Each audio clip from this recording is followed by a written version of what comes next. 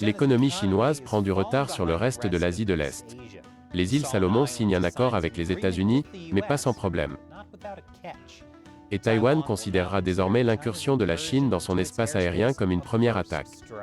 Cela et plus encore des gros titres de l'actualité chinoise de cette semaine.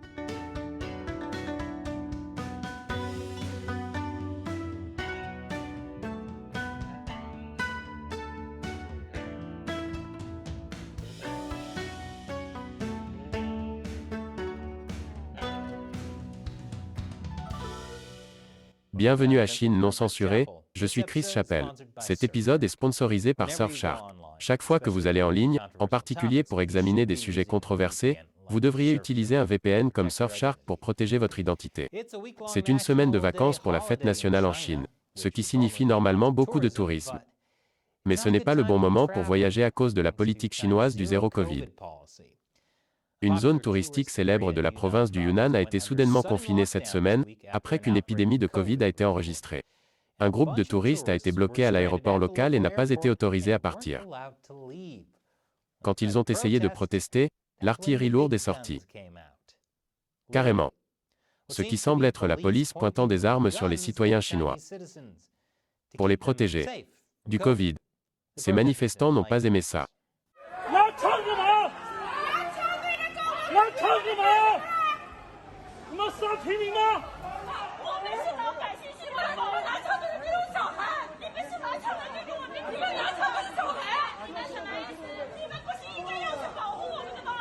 Selon les rapports, les manifestants ont été arrêtés et placés dans des camps de quarantaine. C'est pourquoi vous ne devriez jamais partir en vacances en Chine. En parlant de l'horrible politique du Covid, nous avons rapporté il y a quelques semaines que des habitants du Xinjiang mouraient sous l'effet du confinement du Covid. Eh bien, ces mesures strictes ont été levées, enfin. Mais grâce à 38 nouveaux cas en un jour, les résidents ont maintenant l'interdiction de quitter le Xinjiang pour empêcher la propagation du virus à d'autres parties de la Chine. Tous les trains en partance, les bus interprovinciaux et la plupart des vols seront suspendus jusqu'à nouvel ordre. Le Xinjiang a connu certains des confinements les plus durs de Chine. C'est là que vit la majorité de l'ethnie ouïghour, dont beaucoup sont musulmans. Mais d'un autre côté, être enfermé chez soi est toujours mieux que l'alternative à laquelle la plupart des Ouïghours sont confrontés, être enfermé dans un camp de concentration. Et à cause du Covid, la Banque mondiale prévoit que l'économie chinoise ne se portera pas bien cette année. Elle s'attend à ce que le PIB de l'Asie de l'Est dans son ensemble augmente de 5,3%, mais celui de la Chine de seulement 2,8% cette année. Ce serait la première fois depuis 1990 que la Chine serait à la traîne de ses voisins asiatiques. La Banque mondiale attribue cette différence de croissance à la politique chinoise du zéro Covid, qui, à ce stade, ne contient aucun virus, mais toute l'économie. Le Fonds monétaire international était à peine plus optimiste. Il a prédit que la croissance de la Chine serait de 3,3% cette année. La Banque asiatique de développement a fait la même prédiction. Et à Hong Kong, le gouvernement exige que les diplomates étrangers fournissent les plans des étages de leur mission. Donc toute ambassade ou consulat, la Chine veut qu'ils soient cartographiés. Et ce n'est pas tout. Les fonctionnaires veulent les plans des étages, les détails des conditions de location ou de vente, ainsi que les contrats de location ou de vente. Et même des détails sur les maisons du personnel. Selon les personnes au fait de la question, le ministère chinois des Affaires étrangères a demandé que les nouveaux locaux soient vérifiés avant que le personnel ne s'installe dans le bâtiment. Vérifier? C'est une nouvelle façon de dire sur écoute. Parce qu'ils ne sont pas stupides, les diplomates craignent que Pékin utilise ces informations pour installer des dispositifs d'écoute dans les propriétés. Un diplomate a déclaré au Financial Times que Pékin faisait cela pour mettre les diplomates mal à l'aise. Eh bien, la Chine, je pense que vous avez réussi. Et après la pause, les îles Salomon ont-elles rompu avec la Chine en signant un accord avec les États-Unis? Bienvenue à nouveau. Nous vous avons dit la semaine dernière que les îles Salomon avaient refusé de signer une déclaration de partenariat avec les États-Unis. Cela faisait partie du tout premier sommet des îles US Pacifique qui s'est tenu à Washington DC la semaine dernière. Eh bien, les îles Salomon ont changé d'avis et ont signé la déclaration. Après que les références indirectes à la Chine ont été supprimées de l'accord. Vous vous souvenez peut-être qu'il y a quelques mois, les îles Salomon ont signé un accord de sécurité avec la Chine. La police chinoise a déjà commencé à former la police des îles Salomon. Et le Premier ministre a déclaré qu'il souhaitait une présence plus permanente de la police chinoise sur l'île pour faire face au soulèvement. Comme vous pouvez l'imaginer, les États-Unis sont très inquiets de l'influence de la Chine dans le pays. Lorsque les îles Salomon ont déclaré qu'elles ne signeraient pas l'accord entre les États-Unis et d'autres pays insulaires du Pacifique, elles ont donné l'impression d'avoir choisi la Chine plutôt que les États-Unis. Le ministre des Affaires étrangères des îles Salomon a déclaré que, la raison pour laquelle le pays hésitait à signer l'accord était que, certaines références mettaient le pays dans une position où il devrait choisir un camp, et nous ne voulons pas avoir à choisir un camp.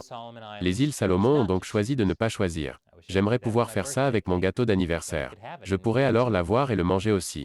Mais bien sûr, ce que cela signifie vraiment, c'est que les îles Salomon ont choisi la Chine plutôt que les États-Unis.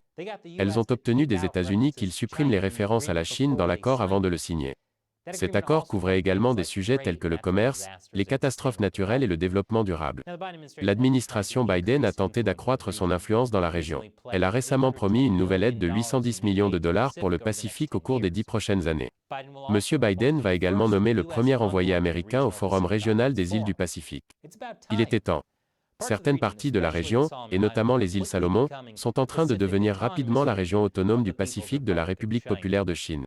Et il y a suffisamment de régions autonomes chinoises qui, disons-le, ne sont pas si autonomes. Et en parlant du Pacifique, Taïwan dit qu'elle traitera désormais les vols chinois dans son espace aérien comme une première attaque de Pékin. Les avions chinois ont franchi à plusieurs reprises la zone d'identification de la défense aérienne de Taïwan. Et les navires et avions chinois ont franchi la ligne médiane du détroit de Taïwan. Cette ligne a été négociée il y a des années par les États-Unis afin d'éviter un conflit entre la Chine et Taïwan. Mais la Chine franchit de plus en plus souvent la ligne médiane. Taïwan a jusqu'à présent réagi, en émettant des avertissements, en envoyant des avions à réaction et en activant des défenses anti-missiles aériens. Ce que la Chine n'a pas encore fait, c'est pénétrer dans l'espace aérien de Taïwan. Et Taïwan avertit la Chine de ne pas le faire. Le ministre de la Défense de Taïwan déclare, « Première frappe ou pas, si un avion ou un navire chinois franchit la ligne, nous le détruirons. » Je suis tellement content que la Troisième Guerre mondiale pourrait dépendre du fait que l'armée chinoise joue au jeu du « je ne te touche pas avec l'espace aérien de Taïwan ». Et après la pause, un milliardaire chinois est poursuivi par une étudiante aux États-Unis. Bon retour. Un milliardaire chinois a résolu une affaire d'agression sexuelle aux États-Unis. Le fondateur de JD.com, Richard Liu, était accusé d'avoir violé une étudiante de 21 ans à l'université du Minnesota en 2018. Elle l'a signalé à la police et Liu a été arrêté, mais il a été libéré le lendemain. Cela est devenu un scoop en Chine, où des dizaines d'allégations d'inconduite sexuelle contre des hommes connus ont fait surface ces dernières années, mais le mouvement MeToo a eu peu de succès. Les procureurs ont décidé de ne pas porter plainte contre Liu, affirmant qu'il n'y avait pas assez de preuves. La femme a donc intenté un procès civil, demandant 50 000 $ de dommages et intérêts. Mais juste avant de comparaître devant le tribunal cette semaine, les deux parties ont annoncé un accord sans autre information. Les militants en Chine ont traité la nouvelle de l'accord comme une étape importante, les partisans de l'étudiante l'ayant qualifié de « moment historique » dans un message sur les réseaux sociaux. Donc, un homme riche l'a payé et n'a pratiquement pas eu d'autres conséquences. Une étape importante pour le féminisme. Et en parlant du système judiciaire, un téléphone public a sonné sans arrêt à Pékin. Et ce ne sont pas des farceurs. Les habitants de l'île de Gour dans la province de Liaoning appelaient pour protester contre la pollution dans leur ville. Les pétitions en ligne et les articles de blog documentant la pollution atmosphérique de la ville ont été rapidement supprimés par les censeurs en ligne et des dizaines de plaintes officielles ont été ignorées. Les résidents ont donc commencé à appeler un téléphone public au hasard à Pékin, en espérant que le gouvernement central reçoive le message. Cette façon d'attirer l'attention peut sembler un peu performative. Et elle l'était. Ils ont eu l'idée d'un artiste local. NPR a parlé à l'une des appelants, qui a été détenue par la police locale pendant 24 heures quelques semaines plus tard. Après avoir été relâchée, elle a posté une vidéo d'aveu sur TikTok, dans laquelle elle affirme que ses affirmations antérieures n'étaient pas vraies. Rien de tel qu'une vidéo de confession pour dire « il n'y a définitivement rien qui se passe ici ». Lorsque NPR a essayé d'appeler la cabine téléphonique le mois dernier, 2 mois seulement après le début de la manifestation, le téléphone ne sonnait plus. Mais la plus grande surprise dans tout ça, c'est que la Chine a encore des cabines téléphoniques. Et cet épisode est sponsorisé par Surfshark. Lorsque vous allez en ligne, tout ce que vous faites est suivi et enregistré par les sites web que vous visitez et votre fournisseur d'accès à Internet. Et dans de nombreux cas, par votre gouvernement. Et ce n'est pas seulement en Chine. Les citoyens de presque tous les pays sont surveillés en permanence. C'est pourquoi, quel que soit l'endroit où vous vivez, vous devriez toujours garder votre activité Internet privée en utilisant un VPN, comme Surfshark. Surfshark sécurise vos données avec un cryptage haut de gamme et inviolable. Et en plus de cela, Surfshark ne garde pas de traces de ce que vous faites. En fait, l'entreprise a installé un réseau de serveurs dans les îles Vierges britanniques, où les lois locales permettent à Surfshark de ne pas conserver les données des utilisateurs. Découvrez donc Surfshark. Avec un seul compte Surfshark, vous pouvez connecter autant d'appareils que vous le souhaitez. Alors essayez-le maintenant. Surfshark propose une offre spéciale qui comprend une réduction de 83% sur un plan de 2 ans et 3 mois supplémentaires gratuits. Vous pouvez vous protéger pour seulement 2,21 $ par mois. Rendez-vous sur surfshark.com/uncensored et utilisez le code uncensored pour profiter de cette offre. Le lien est dans la description ci-dessous. Encore une fois, je suis Chris Chappell, merci de regarder Chine non censurée.